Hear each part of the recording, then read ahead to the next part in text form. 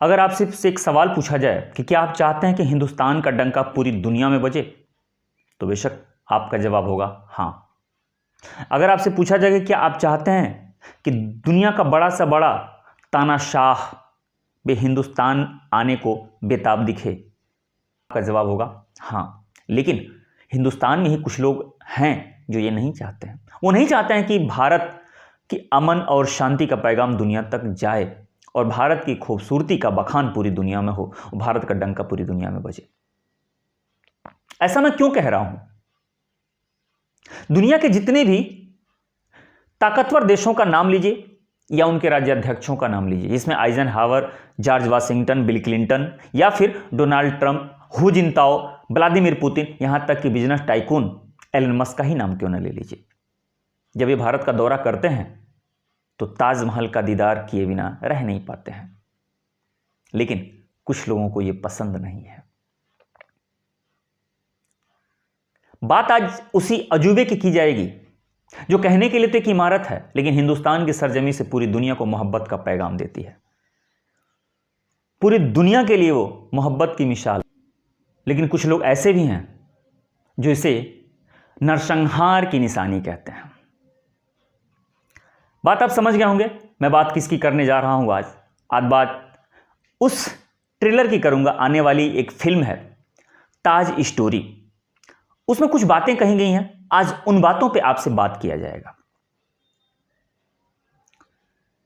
दुनिया के लिए ताजमहल मोहब्बत की निशानी है, लेकिन हमारे लिए वो हिंदुस्तान की आन बान और शान तो है ही। अगर आंकड़ों पे नजर दौड़ाएंगे तो प्रतिवर्ष 20 से 40 लाख पर्यटकों को अपनी तरफ आकर्षित करता है। इस मामले में वो दुनिया का पहला स्थल है।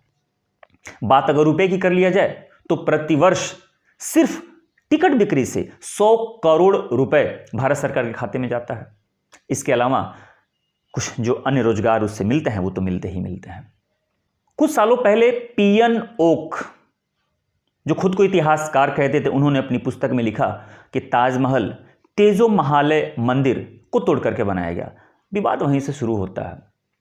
हालांकि मामला कोर्ट तक भी पहुंचता है। भारत सरकार से और एएसआई से जवाब दाखिल करने के लिए कहा जाता है।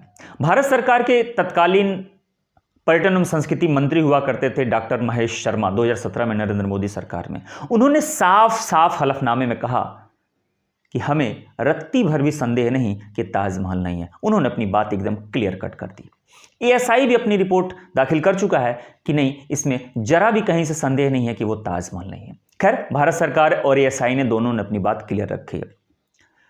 बात वहीं खत्म हो गई। लेकिन चूंकि विवाद है, जान ही रहे हिंदुस्तान और विवाद कितनी तेजी से आगे बढ़ता है। अब उसी कड़ी में एक फिल्म आने वाली है ताज स्टोरी। परेश रावल इसमें मुख्य किरदार में है। फिल्म का ट्रेलर रिलीज हुआ है, फिल्म भी आने वाली है और ट्रेलर में यही दिखाया गया है कि गुंबद को हटाते हुए और उसमें से भगवान शिव की प्रतिमा को निकलते हुए।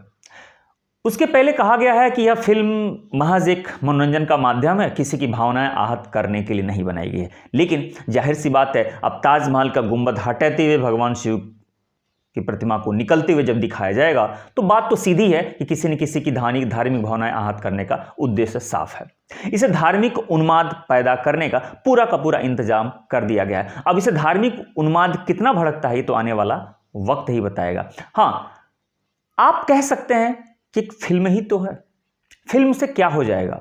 लेकिन एक बात बताइए, कितने लोग ऐसे हैं जो इतिहास पढ़ते हैं? कितने लोग ऐसे हैं जो इतिहास पढ़ेंगे, इतिहास के पन्नों को पलटेंगे? हो सकता है कि हिंदुस्तान के 40% लोग ऐसे होंगे जिनसे आप पूछ लीजिए कि ताजमहल किसने बनवाया, तो शायद वो भी ना जानते होंगे। खैर, जो जानते हैं उनमें से भी कितने लोग ये जानते हैं कि शाहजहां ने जब ताजमहल की योजना बनाई तो वो जमीन राजा मान सिंह से खरीदी। राजा मान सिंह से शाहजहां के पारिवारिक रिश्ते थे, ये कितने लोग जानते हैं? और वहां पर जहां पे ताजमहल है वहां राजा मान सिंह की हवेली हुआ करती थी, यह कितने लोग जानते हैं? और उस हवेली के बदले शाहजहां ने छोटे बड़ी 4 हवेलियां राजा मान सिंह को सौंपी। यह एक कॉन्ट्रैक्ट साइन किया गया था, यह कितने लोग जानते हैं? जरा यह भी बताइए कि वह कॉन्ट्रैक्ट पेपर आज भी जयपुर के सिटी पैलेस म्यूजियम में रखा हुआ है, यह कितने लोग जानते हैं? नहीं ना। तो जब नहीं जानते हैं तो फिल्म एक बड़ा मैसेज देती है। फिल्म का असर तो वो होता है कि किसी ज़माने में अमिताभ बच्चन और राजेश खन्ना एक अलग तरीके का पैंट पहनते थे तो हिंदुस्तान का आधा से ज़्यादा युवा वर्ग दीवाना हो जाता था। जब सलमान खान और अजय देवगन एक अपने अंदाज में जब बाल रखते हैं तो हिंदुस्तान का आधा से ज़्यादा युवा उसी तरीके से बाल रखना शुरू करता है। रामायण में जब अरुण गोविल भगवान राम का किरदार निभाते हैं तो दुनिया उन्हीं में ही भगवान की छवि देखती है।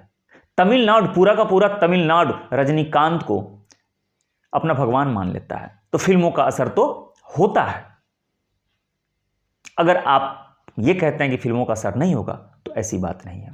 खैर, मुझे इस पे नहीं जाना है कि वो सच्चाई क्या है, पीएन ओक ने जो बात कही कि वहां पे तेजो महाले था या नहीं था। खैर, भारत सरकार ने भी अपनी रिपोर्ट साफ साफ कहा है, एएसआई भी अपनी रिपोर्ट में कह चुका है। खैर, विवाद जब लोग जब तुल जाएंगे कि विवाद करना ही है तो फिर विवाद तो होता ही रहेगा। मुझे इससे नहीं मतलब है विवाद कहां से क्या है। हमारी बात आपकी सिर्फ इससे होगी कि उस ट्रेलर में कुछ बातें कही गई हैं और वो बात क्या कही गई है जरा ध्यान से सुनिएगा। उसमें कहा गया है, एक संवाद के तौर पे परेश रावल कहते हैं कि क्या इससे पहले कोई ऐसा मकबरा है जिसमें गुंबद हो और गुंबद के ऊपर कलश हो। मुझे नहीं मालूम कि फिल्म मेकर्स या उनकी पूरी टीम ने कहां तक इतिहास पढ़ा है और इतिहास के कितने पन्नों को खंगाला है। हो सकता है फिल्म बनाने की जिद ने उन्हें सब करा दिया।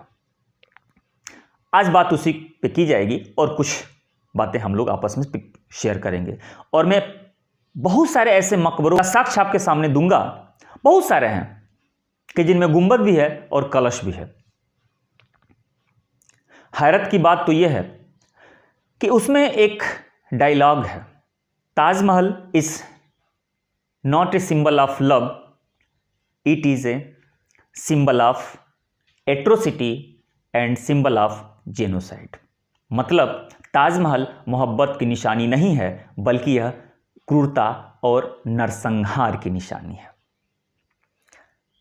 यह डायलॉग सुनकर बड़ा अफसोस हुआ कि फिल्म मेकर्स को कोई और डायलॉग नहीं सूझा, सीधे सीधे नरसंहार की निशानी है। अब ताजमहल को बनाने के लिए कितने नरसंहार किए गए हैं अभी तो क्या जो इतिहास पढ़ेगा या पढ़ता होगा सिर्फ वही जानेगा। बाकी तो फिल्म लोगों के पास पहुंचेगी और जब दर्शक इसे देखेंगे तो वो सीधे समझेंगे कि हाँ यार ये नरसंहार की निशानी है। इसमें कुछ बातें जो कही गई हैं आज आइए हम लोग आपस में चर्चा करते हैं। पहले बात करते हैं कलश और गुंबद की। भारत में मुस्लिम शासन जब शुरू नहीं हुआ था, यानी कि भारत में मुसलमान जब नहीं आए हुए थे, तो हिंदुस्तान में जो स्मारक बनते थे, स्थल बनते थे या जो मंदिर बनते थे, तो उत्तर भारत में मंदिरों का जो निर्माण होता था वह नागर शैली में होता था।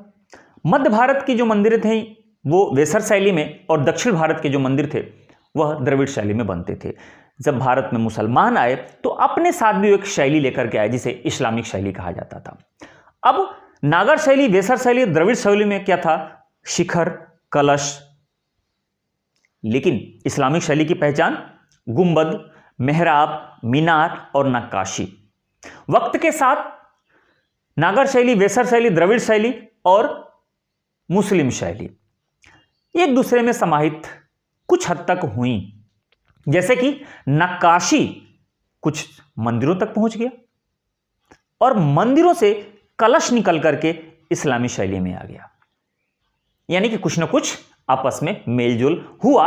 और ये जो मेलजोल होकर के एक नई शैली ने जो जन्म ली उसे कहा गया इंडो इस्लामिक शैली।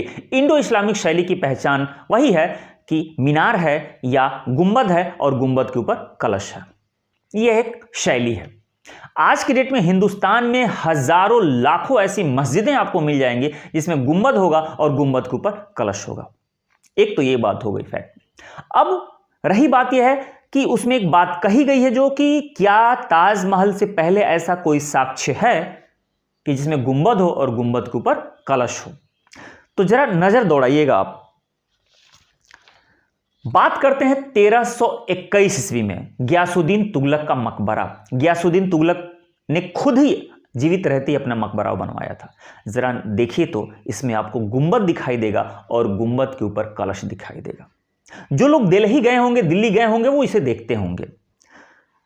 शेरशाह सूरी का मकबरा सासाराम में है, 1545 ईस्वी में बना है। इसके जरा गुंबद को देखिए, गुंबद के ऊपर कलश को देखिए। हुमायूं का मकबरा जो 1565 से बनना शुरू होता है, 1572 तक बनता है, इसे ताजमहल का पूर्वगामी कहा जाता है। अब क्यों कहा जाता है अभी थोड़ी देर में बता रहा हूं। इस पे भी जरा गुंबद देखिए, गुंबद के ऊपर कलश को देखिए। अनारकली का मकबरा 1615 ईस्वी में बना है। फतेहपुर सीकरी की इमारतें जो 1571 में बननी शुरू होते हैं, इसमें ढेर सारे मीनार और छोटे छोटे गुंबद हैं। जरा इनमें गुंबद देखिए, मीनार देखिए, मीनार के ऊपर कलश को देखिएगा। आगरा की मोती मस्जिद जो खुद शाहजहां ने बनवाया था, 1648 में बनना शुरू, 1655 तक, जरा इसमें भी देखिएगा, इस खूबसूरत सी मस्जिद में गुंबद और गुंबद के ऊपर कलश। तो अब आप बताइए कि फिल्म बनाने वाले के पीछे मंशा क्या था, इनका उद्देश्य क्या था। ठीक है, उद्देश्य कुछ भी हो, लेकिन ये जो डायलॉग है, लिखने से पहले थोड़ा सा इतिहास पढ़ लेना चाहिए ना। बात इतिहास की तो है, फिल्म तो इतिहास पे बन रही थी ना। अगर पढ़ लिए होते तो समझ जाते कि बहुत सारे ऐसे मकबरे हैं, बहुत सारे ऐसे गुंबद हैं, गुंबद के ऊपर कलश का निर्माण किया गया है। कोई इंडो इस्लामिक शैली है, बनेगा ही बनेगा, आज भी बन रहा है। हिंदुस्तान के हजारों लाखों ऐसी मस्जिदें हैं जिनके ऊपर मीनार है, गुंबद के ऊपर कलश है। और थोड़ी सी बात और कर लीजिए, इससे पहले जितने भी गुंबद बनते थे वो एकहरा गुंबद बनता था। सल्तनत काल में ढेर सारे गुंबद बने, गुंबद एकहरे गुंबद हुआ करते थे। हिंदुस्तान में दोहरी गुंबद का पहला मकबरा है हुमायूं का मकबरा। दोहरी गुंबद का मकबरा यानी कि एक अंदर गुंबद और फिर उसके ऊपर गुंबद, दोहरी गुंबद का पहला मकबरा है हुमायूं का मकबरा। और उसी को देख करके शाहजहां ने ताजमहल बनवाया। इतिहास जो पढ़ते हैं, जो एग्जाम की तैयारी करते हैं, वो उनसे बहुत बार क्वेश्चन पूछा जाता है कि ताजमहल का पूर्वगामी किसे कहा जाता है। हुमायूं के मकबरे को। हुमायूं की मकबरे की नकल करके ताजमहल बनवाया गया था। तो ताजमहल दोहरी गुंबद का मकबरा है, यानी कि उसमें दो गुंबद हैं। खैर, मुझे नहीं मालूम कि इस फिल्म का उद्देश्य क्या है, लेकिन आप बताइएगा, क्या ताजमहल की छवि खराब करनी चाहिए, या ऐसे फिल्म जो हिंदुस्तान की आन बान शान में पलीता लगाते हो, क्या ऐसी फिल्में बननी चाहिए? कमेंट करके जरूर बताइएगा। खैर, वीडियो कैसा लगा ये भी कमेंट करके बताइएगा। मिलते हैं ऐसे किसी मजेदार टॉपिक के साथ, वीडियो के साथ। तब तक आप अपना ख्याल रखिए। धन्यवाद।